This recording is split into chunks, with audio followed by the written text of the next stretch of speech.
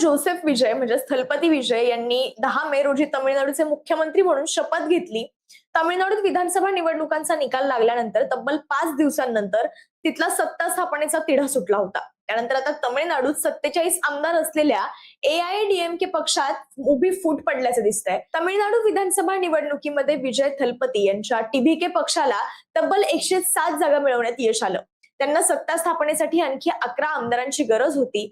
या आकड्यांची खरं तर जुळवाजुळव करण्यासाठी थलपती विजय यांच्या खरं तर नाकी 9 आले होते असं म्हणावं लागेल. सुरुवातीलाच काँग्रेसच्या 5 आमदारांनी टीव्हीकेला म्हणजेच थलपती विजय यांना पाठिंबा दिला. मात्र आणखी 6 आमदारांची जुळवाजुळव करण्यासाठी टीव्हीकेला 3 दिवस लागले. यानंतर व्हीसीकेच्या 2 आणि इंडियन युनियन मुस्लिम लीगच्या दोघांनी टीव्हीकेला पाठिंबा दिल्यानं टीव्हीकेचे संख्याबळ 120 वर पोहोचलं आणि सत्ता स्थापनेचा मार्ग हा मोकळा झाला. खरं तर तामिळनाडूतील विधिमंडळात 13 मे रोजी होणाऱ्या बहुमत चाचणीआधी पुन्हा एआयएडीएमकेचे नेते सीव्ही षणमुगम यांनी थलपती विजय यांच्या टीव्हीके पक्षाला समर्थन जाहीर केलं. त्यामुळे आता काठावर बहुमत असलेल्या विजय सरकारला मोठा दिलासा मिळालाय. कारण षणमुगम यांच्या गटातील 30 आमदारांनी थलपती विजय यांच्या टीव्हीकेला पाठिंबा दिलाय. पण या सगळ्यामध्ये आता ज्या पद्धतीने एआयएडीएमके मध्ये फूट पडली आहे, त्यानंतर एआयएडीएमके पक्ष स्वतःहून उभारी घेऊ शकणार का, की टीव्हीके मध्ये विलीन होणार? आणि यासोबतच महाराष्ट्र पॉलिटिक्स पॅटर्न दक्षिणेत सुद्धा फोफावायला लागलंय का, या सगळ्या संदर्भात चर्चा करण्यासाठी आजचा हा व्ह्यूज रूम. आणि या चर्चेसाठी आपल्यासोबत जोडले गेलेत ज्येष्ठ राजकीय विश्लेषक महेश सरलशकर सर. नमस्कार सर, खूप खूप स्वागत आहे तुमचं ऑडिपन मध्ये. सर, खरं तर सीव्ही षणमुगम यांनी मी सांगितल्याप्रमाणे 30 आमदारांसह विजय यांच्या सरकारला पाठिंबा दिलाय. पण हा पाठिंबा टीव्हीके साठी नाही तर विजय यांच्यासाठी आहे असं त्यांनी म्हटलंय. त्यांच्या या भूमिकेमागे पक्षाच्या अस्तित्वाची भीती जास्त होती की विजय यांची वैयक्तिक लोकप्रियता जास्त होती? म्हणजे नेमकं काय त्यांच्यामध्ये भूमिका काय आहे त्यांची? आता हे सगळं राजकारण जे आहे ते सध्या फ्लोटिंग म्हणजे फ्लोट होतंय म्हणजे त्याला आपण काय म्हणतो लिक्विड फॉर्ममध्ये म्हणजे अजून त्याचे रूप अजून त्याचं सॉलिड रूप घेतलेलं नाहीये. 47 आमदार अण्णा द्रमुककडे आहे. त्यातला एक गट आहे 30 जणांचा. तो असं म्हणतो की आम्हाला विजयच्या पक्षाला बाहेरून पाठिंबा द्यायचा आहे. आणखीन हे सरकार त्याच्यामुळे मजबूत होईल. आणखीन नव्या ज्या घडामोडी आहेत, नवीन राजकारण जे आहे, बदललेली परिस्थिती आहे, त्याला बघून आम्ही हा निर्णय घेतो. आता आता ओके. मुद्दा असा आहे की ही जी फूट आहे ती पूर्णतः पडलेली नाही अजून. म्हणजे अधिकृतपणे त्यांनी असं काही म्हणलेलं नाही की आम्ही म्हणजे एआयडीएमके मध्ये फूट पडली आणि की आम्ही 2 गट वेगळे होत आहेत. तर त्याच्यातला जो एक जो नेता जो आहे, जो असं म्हणतो की विजयला पाठिंबा द्यायला पाहिजे, वेणुमणी. तर ते वेणुमणींचं म्हणणं आहे की आम्हाला एआयडीएमके काही फोडण्यामध्ये इंटरेस्ट नाही, आम्हाला ते करायचं नाही. पण आमचे जे लीडर जे आहेत पलानीस्वामी, ईपीएस, तर हो. ह्यांनी आमचं म्हणणं जे आहे ते ऐकावं असं त्यांचं म्हणणं आहे. आता अधिकृतपणे जर फूट पडायची असेल किंवा पाडायची असेल तर 2/3 आमदार लागतील. म्हणजे साधारणतः 32 आमदार लागतील. आता त्यांच्याकडे 30 आमदार आहेत. दुसरी गोष्ट अशी आहे की त्यातल्या ते जो 2 जे लीडर आहेत त्यांची आणि विजय यांची अजून भेट झालेली नाही. ती संध्याकाळी होईल. त्याच्यानंतर मग निगोशिएशन्स होतील की बाबा बाहेरून पाठिंबा देणार का? तुमच्या अटी काय आहेत? तुम्ही खरोखरच फूट पडणार का? मग फूट पडल्यानंतर किती जण आहेत? कायद्याचा मुद्दा आहे तो, की बाबा पक्षांतर्गत बंदी कायदा जो आहे तो लागू होतो की नाही? शेड्यूल 10 चा भाग येतो. महाराष्ट्रामध्ये या सगळ्या गोष्टी झालेल्या आहेत. आपण ते सगळं रामायण बरोबर. बघितलेलं आहे. ते सर्वोच्च न्यायालयात कशा पद्धतीने गेलं हे बघितलेलं आहे. त्यामुळे आता सगळ्या गोष्टी फ्लोटिंग होत आहेत. पण याच्यातनं एक दिसतंय की अण्णा द्रमुकचं एक वेगळं राजकारण सुरू आहे. ओके. सर, मिळालेल्या माहितीनुसार खरं तर अण्णा द्रमुकचा एक गट द्रमुकच्या पाठिंब्यानं सरकार स्थापन करण्यासाठी अनुकूल होता. पण षणमुगम गटाने त्याला तीव्र विरोध केला. द्रमुक सोबत जाणं म्हणजे अण्णा द्रमुकचं अस्तित्व संपण्यासारखं आहे असं त्यांचं म्हणणं होतं. या सगळ्यानंतर टीव्हीकेला षणमुगम गटाने दिलेला पाठिंबा, ही सगळी समीकरणं कशी बदलत गेली आणि पुढे सगळी समीकरणं कशी आणखी बदलतील? ज्यावेळेला टीव्हीकेला 108 जागा मिळाल्या होत्या, 5 आमदारांचा, काँग्रेसच्या आमदारांचा पाठिंबा होता आणि काँग्रेसनं दिला. त्याच्यानंतर 2 दिवस जे महाभारत घडलं, त्याच्यात अनेक गोष्टी घडल्या. त्याच्यामध्ये बरोबर. दिल्लीचा सहभाग कितपत होता, त्यांनी काय काय गोष्टी पुश केल्या, हा पण एक महत्त्वाचा भाग आहे. एक मुद्दा असा होता की द्रमुक आणि अण्णा द्रमुक यांनी एकत्र येऊन सरकार बनवावं. पण मुद्दा असा आहे की काँग्रेस आणि बीजेपीने एकत्र येऊन सरकार बनेल का? जर तसं होणार नाही. तर परस्पर विरोधी आयडिओलॉजीचे आणि विरोधी पक्ष आहेत जे जे एकत्र येऊन सरकार नाही बनवू शकत. दोघांचे अस्तित्व धोक्यात येऊ शकेल. तामिळनाडूमध्ये द्रमुक आणि अण्णा द्रमुक हे विरोधी पक्ष आहेत. ते एकत्र येणं हे शक्य नाही. बरोबर. द्रमुक मधून बाहेर पडून एमजीआरने पक्ष स्थापन केला, जयललिता आल्या आणि त्यांनी द्रमुकला विरोध केला. म्हणजे इतक्या टोकाचा विरोध नेत्यांमध्ये आणि कार्यकर्त्यांमध्ये पण असतो, की एखाद्या डीएमकेच्या नेत्याचं लग्न असेल तर एआयडीएमकेचे नेते किंवा कार्यकर्ते पण त्या लग्नाला जात नाही. इतकी खुन्नस आणि इतका जो एक राजकीय विरोध आहे. अशा हो. परिस्थितीमध्ये एकत्र येतील का? ते येणार नाही. ते येऊ नये असं ज्या फुटीर गटाचे नेते आहेत त्यांचं म्हणणं आहे. आणखीन हे जे ईपीएस जे आहेत, अण्णा हं. द्रमुकचे प्रमुख जे माजी मुख्यमंत्री आहेत, त्यांना मुख्यमंत्री बनायचं होतं. तो कुठला तरी फॉर्म्युला निर्माण करून मुख्यमंत्री होता येतं का याची चाचपणी ते करत होते. त्याच्यासाठी द्रमुकचा पाठिंबा घेता येऊ शकतो का?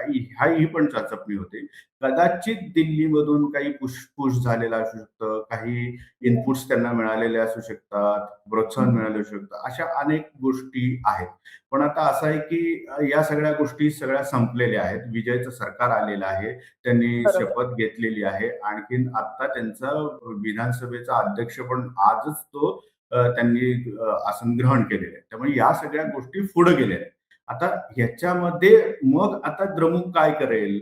तर त्यातला एका गटाचं म्हणणं असं आहे की 5 वर्ष द्रमुकचं सरकार होतं. आता 5 वर्ष टीव्हीकेचं सरकार आहे. म्हणजे 10 वर्ष अण्णा द्रमुकला काहीच मिळणार नाही. मग अशा परिस्थितीमुळे आपल्या पक्षाचं अस्तित्व काय राहिलं? आपण बीजेपी बरोबर राहतो त्याचा फायदा काय झाला? बीजेपीला बरोबर. फायदा मिळतो प्रादेशिक पक्षांचा, पण आपल्याला तसा फायदा मिळणार नाही. आपण आता आपल्या भविष्याकडे बघितलं पाहिजे. आपण आपली नवीन राजकारण केलं पाहिजे आणि ते करायचं असेल तर आपण विजयला बाहेरून पाठिंबा देऊया. आपण आपलं राजकारण करूया. आपण नवीन संपूर्णतः एक राजकारण उभं करण्याचा प्रयत्न करूया. त्याच्यासाठी आपल्याला बीजेपीला सोडावं लागलं तरी चालेल. अशी एक मांडणी होताना दिसते. सर, तुम्ही पलानीसामी यांचा उल्लेख केला, पण त्यांच्या नेतृत्वाखाली पक्षाने सलग 5 निवडणुकांमध्ये पराभव स्वीकारलाय. तसंच 2024च्या निवडणुकीत त्यांनी भाजपच्या वरिष्ठ नेत्यांचा अपमान केल्याने दिल्लीशी सुद्धा संबंध त्यांचे बिघडले, असा आरोप बंडखोर नेत्यांनी केला होता. या नेतृत्वाच्या अपयशामुळे कुठेतरी पक्षामध्ये ही फूट पडली असं सुद्धा म्हणता येईल का? अण्णा द्रमुककडं आता कुठलाही असा लौकिक असलेला नेता नाही. जसा जयललितांकडे जो लौकिक होता किंवा त्यांनी ते जयललिता ज्यावेळेला होत्या त्यावेळेला अण्णा द्रमुकचे एक वेगळे स्टेटस होतं. पण आता त्यांच्याकडे काही नेता नाहीये, नेतृत्व नाही. ईपीएस जे आहेत ते काही जयललिता नाहीयेत. त्यामुळं हा पक्ष ॲक्चुअली बीजेपीने चालवायला घेतलेला होता. त्यांना असं वाटत होतं की ह्यावेळेला अण्णा द्रमुकला जर समजा काही जागा जास्त मिळाल्या तर द्रमुकचा पक्ष पण फोडता येऊ शकतो, इतर पक्ष फोडता येऊ शकतात आणि एक सरकार बनवता येतं आणि तामिळनाडूमध्ये आपला पडद्यामागून एंट्री होईल आणि सत्तेची जी सूत्र आहेत ती आपल्या हातात येईल. पण ते सगळं गडबड झाली. टीव्हीकेनं विजयच्या पक्षाने सत्ता मिळवली आणि अण्णा द्रमुकला काही मिळवलं नाही. त्यामुळे हा सगळा ओके. प्रश्न निर्माण झालेला आहे. नेतृत्व असेल तर नेतृत्वहीन पक्ष आहे. ओके. खरं तर सर, आपण पाहिलं तर बहुमत चाचणी जेव्हा होती त्याच्याच तोंडावर खरं तर अण्णाद्रमुकच्या 30 आमदारांनी दिलेला पाठिंबा हा विजय यांच्या सरकारला किती सुरक्षित ठरेल पुढच्या राजकीय प्रवासाच्या दृष्टीनं? कारण सुरुवातीला 118 हे बहुमत सिद्ध करावं लागणाऱ्या विजय यांच्यासाठी हा पाठिंबा म्हणजे संजीवनी आहे असं सुद्धा काही राजकीय विश्लेषकांचं आणि तज्ञांचं मत आहे. तुम्हाला काय वाटतं या सगळ्याबद्दल? असा पाठिंबा मिळाला तर विजय घेईलच ना. त्यांचं सरकार जे आहे ते स्थिर होईल. आता जेमतेम 120-122 जणांचा पाठिंबा आहे. छोटे पक्ष आहेत. 2 डाव्यांची बोला, व्हीसीकेशी बोला, काँग्रेसची बोला, इतर पक्षांची, छोट्या पक्षांची बोला, निगोशिएशन्स करा.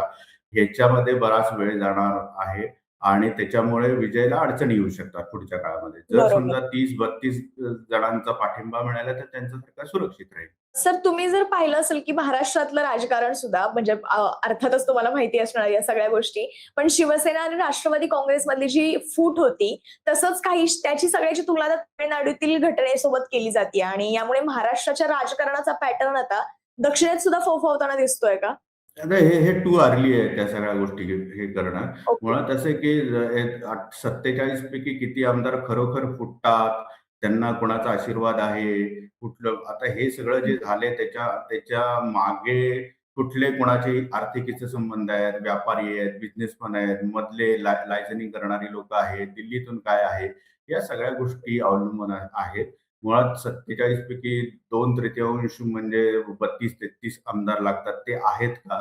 तसं झालं तर त्यांना राज्यपालांकडे जावं लागेल, विधानसभेकडे जावं लागेल. बरोबर. हां, आणि ते विधानसभा अध्यक्षांनी ते मान्य करावं लागेल. या सगळी प्रोसेस आहे. त्यामुळं हे सगळं, आणि मुळात असं आहे की दिल्लीमध्ये बीजेपी आहे आणि त्यांचा राज्यपाल. सो या सगळ्या गोष्टी ज्या आहेत त्या सध्या त्याची बांधणी अजून झाली नाही. त्या दिशेने ते सगळं चाललं आहे. कदाचित महाराष्ट्र पॅटर्न होऊ शकतो. Okay, okay.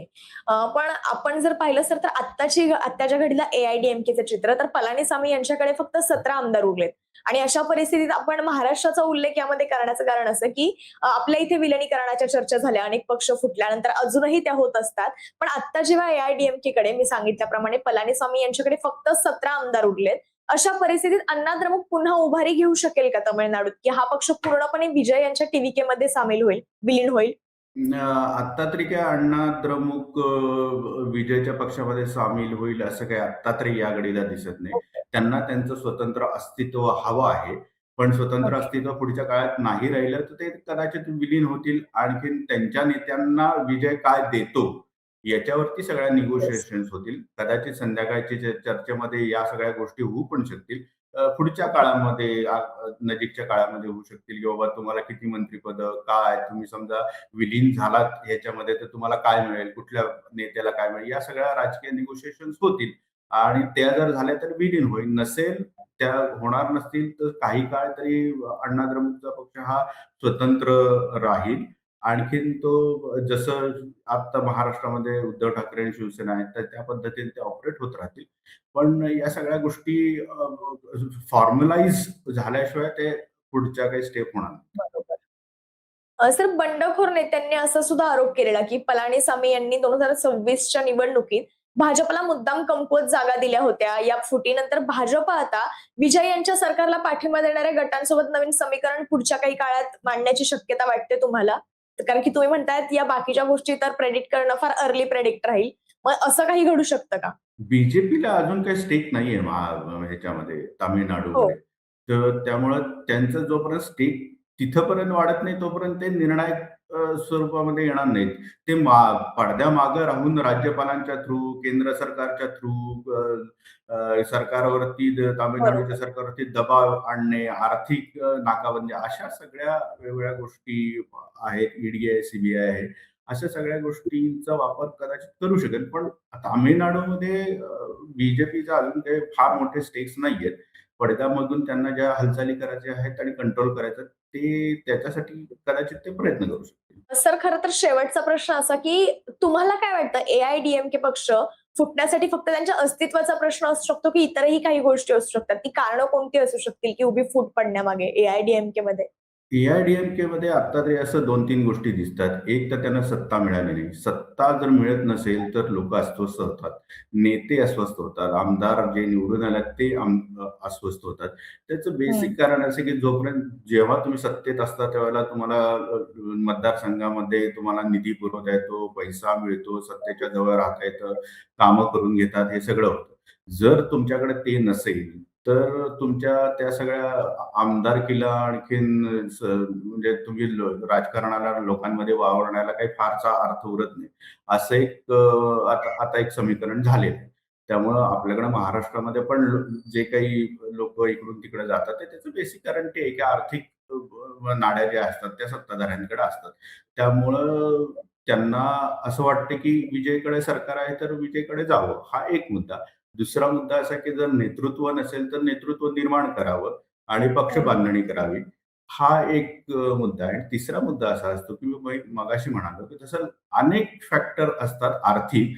व्यापारी असतात, बिझनेसमन असतात, लायझनिंग ऑफिसर असतात, कॉन्ट्रॅक्टर असतात, त्यांचे आर्थिक हितसंबंध असतात, राजकीय हितसंबंध असतात. तर या सगळ्याचा पण एक परिणाम अण्णा द्रमुकच्या या संभाव्य फुटीवरती झालेला आहे. ओके. सर खरं तर तुम्ही म्हणालात, की महाराष्ट्रासारखा महाराष्ट्राच्या राजकारणाचा पॅटर्न कुठे दक्षिणेत दिसतो का या प्रश्नाला, की हे फार लवकर प्रेडिक्ट केल्यासारखं राहील. पण तरी सुद्धा राजकारण हे कशा पद्धतीनं फिरतं याचा तर खूप मोठा प्रत्यय हा महाराष्ट्रातल्या राजकारणात आपण पाहिलाय. आणि तसं काहीसं तमिळनाडूमध्ये घडतं का हे पुढच्या काळात कळेल आणि त्यानंतर सुद्धा पूर्णपणे AIADMKचा जो काही गट आता TVKला पाठिंबा देतोय तो पूर्णपणे स्वतः उभारी घेऊ शकेल की TVK मध्ये विलीन होईल हे सुद्धा पाहावं लागणार आहे. पण या संपूर्ण दिलेल्या माहितीसाठी तुम्हाला फार फार धन्यवाद. थँक्यू.